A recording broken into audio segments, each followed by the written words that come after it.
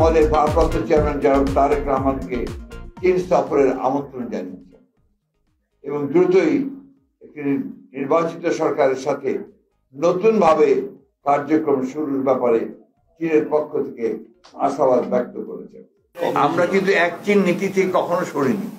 সম্প্রতি চীনা কমিউনিস্ট পার্টির আমন্ত্রণে বিএনপির একটি প্রতিনিধি দল চীন সফরে গিয়েছিলেন। দেশের রাজনৈতিক দলের সাথে সফর বিনিময় চীনা কমিউনিস্ট পার্টির একটি প্রতিষ্ঠিত ঐতিহ্য। এরই ধারাবাহিকতায় ইতিপূর্বে বাংলাদেশ জাতীয়তাবাদী দল বিএনপির এক প্রতিনিধি দল সম্প্রতি চীন সফর করেছে। 5 দিন ব্যাপী এই সফরে আমরা চীনা কমিউনিস্ট পার্টি এবং চীন সরকারের একাধিক গুরুত্বপূর্ণ ব্যক্তির সাথে মত বিনিময় করার সুযোগ পেয়েছি, যাদের মধ্যে ছিলেন গুরুত্বপূর্ণ চীনের কমিউনিস্ট পার্টির পলিটিক্যাল ব্যুরোর সদস্য এবং ন্যাশনাল পিপলস কংগ্রেসের স্থায়ী কমিটির ভাইস চেয়ারম্যান লি হংসং, সিপিসি কেন্দ্রীয় কমিটির আন্তর্জাতিক বিভাগের মন্ত্রী মিস্টার লিউ জিয়ানশাও, সিপিসি কেন্দ্রীয় কমিটির আন্তর্জাতিক বিভাগের ভাইস মিনিস্টার মিসেস সান হিয়ান। আপনারা জানেন যে বাংলাদেশ চীন কূটনৈতিক সম্পর্কে সুবর্ণ জয়ন্তী সম্প্রতি উদযাপিত হচ্ছে। এটা সেই ঐতিহাসিক সম্পর্ক যা শহীদ রাষ্ট্রপতি জিয়া রহমানের চীন সফরের মধ্য দিয়ে সূচিত হয়েছিল এবং যা পরবর্তীতে দেশনেত্রী বেগম খালেদা জিয়ার প্রধানমন্ত্রিত্ব কালে সফরের মাধ্যমে আরো ঘনিষ্ঠতর হয়েছে। প্রতিটি বৈঠকে চীনা নেতৃবৃন্দ বাংলাদেশ চীন সম্পর্কে উন্নয়নে এই দুই ব্যক্তিত্বের অবদান সসম্মানে ব্যক্ত করেছে। বিশেষ করে চীনের কমিউনিস্ট পার্টির পলিটিক্যাল ব্যুরো সদস্য ন্যাশনাল পিপলস কংগ্রেসের স্থায়ী কমিটির ভাইস চেয়ারম্যান লি হংসং এর সাথে গ্রেট হল অফ পিপলে অনুষ্ঠিত দ্বিপাক্ষিক সভায়, যেখানে তার সাথে আরো উপস্থিত ছিলেন কমিটির গুরুত্বপূর্ণ নেতৃবৃন্দ। এ সময় আমাদের দ্ব্যর্থহীনভাবে এক চীন নীতির প্রতি আমাদের দলীয় অবস্থান আমরা অত্যন্ত দৃঢ়ভাবে উচ্চারণ করেছি। পাশাপাশি প্রেসিডেন্ট শি জিনপিং এর নেতৃত্বে চীনের বিস্ময়কর উন্নতি, আন্তর্জাতিক প্রবৃদ্ধি এবং তার বেল্ট অ্যান্ড রোড ইনিশিয়েটিভের ইতিবাচকতার কথা মর্যাদা ও সম্মানের সাথে আমাদের পক্ষ থেকে ব্যক্ত করা হয়েছে। এই বৈঠকে পলিসি ব্যুরোর সদস্য শ্রী লং হং সিং আমাদের ভারপ্রাপ্ত চেয়ারম্যান জনাব তারেক রহমানকে চীন সফরের আমন্ত্রণ জানিয়েছেন এবং দ্রুতই একটি নির্বাচিত সরকারের সাথে নতুনভাবে কার্যক্রম শুরুর ব্যাপারে চীনের পক্ষ থেকে আশাবাদ ব্যক্ত করেছেন।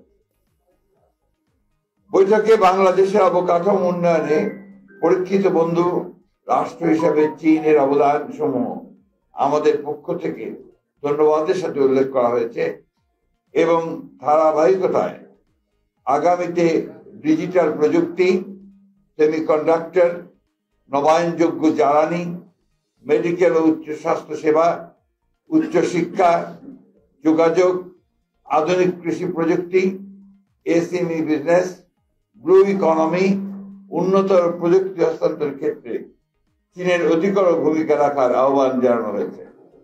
চীনের পক্ষ থেকে এ ব্যাপারে ইতিবাচক অবস্থান স্পষ্টভাবে উল্লেখিত হয়েছে। কূটনৈতিক সম্পর্ক স্থাপনের সুবর্ণ জয়ন্তী উপলক্ষ করে আমরা এর অধিকতর প্রায়োগিক দৃষ্টান্ত দেখার অপেক্ষা রয়েছি, যাতে আমাদের মাঝে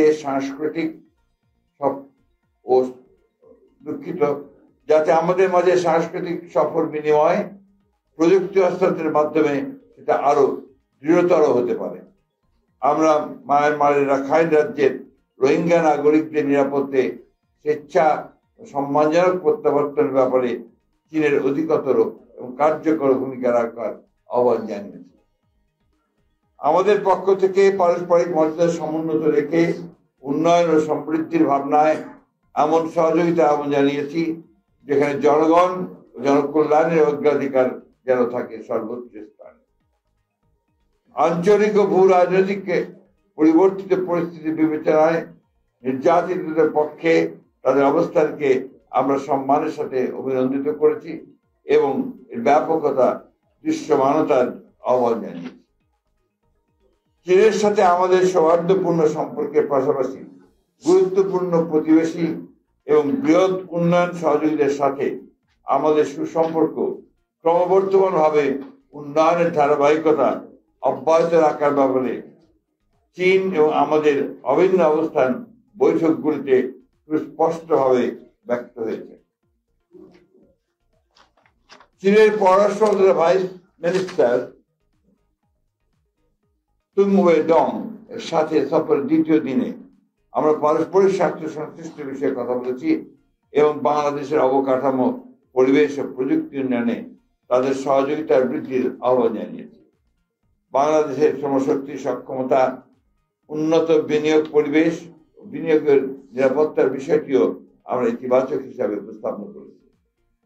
বিগত 17 বছরের অনাকাঙ্ক্ষিত রাজনৈতিক বাস্তবতায় ক্ষতিগ্রস্ত অর্থনীতিকে সহনীয় করতে আমরা ঋণ পরিশোধ সময়সীমা বৃদ্ধি, বিভিন্ন ফি পুনর্বিবেচনা এবং অনুদানের সম্ভাব্যতার বিষয়েও তাদের সহায়তা চেয়েছি, যেটা তারা সহানুভূতির সাথে বিবেচনার আশ্বাস দিয়েছেন। বাংলাদেশ চীন ফ্রেন্ডশিপ হাসপাতাল নির্মাণ, দেশের উত্তরাঞ্চলে উৎপাদিত কৃষি পণ্য সংরক্ষণ, রপ্তানির সুযোগ বৃদ্ধির বাস্তব পদক্ষেপ, কুনমিংয়ে 4টি বিশেষায়িত হাসপাতালে বাংলাদেশি রোগীদের চিকিৎসা সহজতর করা, চীন বাংলাদেশের মাঝে স্থলপথে আন্তর্জাতিক যোগাযোগ স্থাপনের উদ্যোগ, এগুলো আমাদের আলোচ্য সুযোগ ছিল, যা ইতিবাচকভাবে সম্পন্ন হয়েছে। চীনের কমিউনিস্ট পার্টির পক্ষ থেকে 2 বছর মেয়াদী রাজনৈতিক সমঝোতার স্মারক স্বাক্ষরের প্রস্তাব করা হয়েছে, যা আমরা ইতিবাচকভাবে গ্রহণ করেছি। বেইজিং থেকে আমরা সঞ্জীব প্রদেশের রাজধানী জিয়াং সফরে যাই। সেখানে আমরা বৈদ্যুতিক গাড়ি প্রস্তুতকার প্রতিষ্ঠান BYD পরিদর্শন করি। পাশাপাশি তাদের হাইটেক প্রযুক্তি পার্ক জিয়াটং বিশ্ববিদ্যালয়ের পরিদর্শনও আমাদের সফর সূচিতে অন্তর্ভুক্ত ছিল। এখানে প্রায় 50 জন বাংলাদেশি ছাত্র অধ্যয়নরত রয়েছেন। সঞ্জীব প্রদেশে কমিউনিস্ট পার্টির সেক্রেটারির সাথে আমাদের দ্বিপাক্ষিক বৈঠক অনুষ্ঠিত হয়, যেখানে আমরা উচ্চশিক্ষা বিনিময়ে তাদের সাথে গার্মেন্টস শিল্প স্থানান্তরের ক্ষেত্রে বাংলাদেশকে বিবেচনা রাখার প্রস্তাব বিবেচনা করার আহ্বান জানিয়েছি। সফরের অন্যতম গুরুত্বপূর্ণ পর্ব ছিল জিয়ান শহর তৈরির একটি আদর্শ গ্রাম পরিদর্শন, যে গ্রামবাসী সক্রিয় অংশগ্রহণে তাদের স্বাস্থ্য, শিক্ষা, বিনোদন, কর্মসংস্থানের অপূর্ব সুযোগ সৃষ্টি করেছে। একই সাথে আমরা জিয়ান মহানগরীর একটি কমিউনিটি ইউনিট পরিদর্শন করি, যা স্বেচ্ছাশ্রম ও জনকল্যাণ শিক্ষার একটি সমন্বিত অনুপম উদাহরণ। সার্বিকভাবে এই সফরের মাধ্যমে আমরা এই 2 ভাতৃপ্রতিম দেশের বিদ্যমান বন্ধুত্বপূর্ণ সম্পর্ককে আরো উন্নততর ঘনিষ্ঠতা করার সুযোগ পেয়েছি, যা আগামীতে আরো প্রতিষ্ঠিত হবে বলে আমরা আশাবাদী। এই সফর আয়োজনের উদ্যোক্তা হিসেবে চীনা কমিউনিস্ট পার্টি, ঢাকাস্থ চীনা দূতাবাস ও আমন্ত্রণকারী চীন কমিউনিস্ট পার্টির আন্তর্জাতিক বিভাগকে ধন্যবাদ এবং কৃতজ্ঞতা জ্ঞাপন করছি। এই সঙ্গে আমি ব্যক্তিগতভাবে আমার সফর সঙ্গী যারা ছিলেন তাদের সার্বিক সহযোগিতা এবং তাদের যোগ্য যে অংশগ্রহণ এই সফরকে আরো সমৃদ্ধ করেছে বলে আমি বিশ্বাস করি। আমরা আমাদের পর্যন্ত আমরা ব্যাখ্যা করেছি এবং তারা এটাতে ইতিবাচকভাবে সাড়াও দিয়েছেন, এটার উপর তারা কাজ করছেন। আমরা অবশ্যই তাদের যে প্রস্তাব যদি তারা দেয় সে বিষয়টা আমরা ভবিষ্যতে যদি আমরা কখনো সরকার পরিচালনার দায়িত্বে আসি তখন সেটা আমরা ইতিবাচক ভাবেই দেখবো বলে আমরা আগ্রহের সঙ্গে এবং ঐকান্তিকতার সঙ্গে তারা এই বিষয়টির উপর কাজ করছেন। মিয়ানমার গভর্নমেন্টকে তারা রাজি করার চেষ্টা করছেন যে খুব দ্রুত এই এক্সপেক্টেশনটা হওয়া যায়। অনেকগুলো কাজই আপনার আছে যেগুলো ইতিমধ্যে হয়েছে, আর যদি তার কোনো কাজ থাকে আমরা সরকার এবং বাংলাদেশ মনে করে যে সেই কাজগুলো বাংলাদেশের জন্য ইতিবাচক হবে, তাহলে নিঃসন্দেহে সেটা বিবেচনা করা হবে। চীনের আগ্রহ যথেষ্ট রয়েছে যে আমরা আমাদের প্রতিবেশীদের সঙ্গে সুসম্পর্ক রাখি।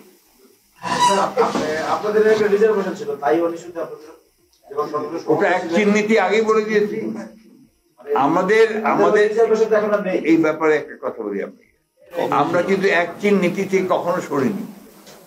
তাইওয়ানের একটা টেস্ট সেন্টার এখানে কয়েকদিনের জন্য খোলা হয়েছিল, কয়েকদিনের জন্য, কিন্তু তারপরে সেটাকে সরিয়ে দেওয়া হয়েছে। আর এইখান থেকে আমরা কখনো সরিনি, এটা আবার আমরা রিটার্ন করেছি, আবার বারবার করে বলেছি, আমরা আপনাদের উল্লেখ করেছি।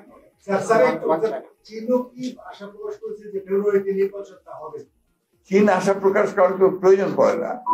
চীন আশা প্রকাশ করেছে যে নির্বাচিত সরকারের সঙ্গে তারা আরো গভীর দৃঢ়তার সঙ্গে, আন্তরিকতার সঙ্গে, ভালোবাসার সঙ্গে, প্রেমের সঙ্গে কাজ করবে।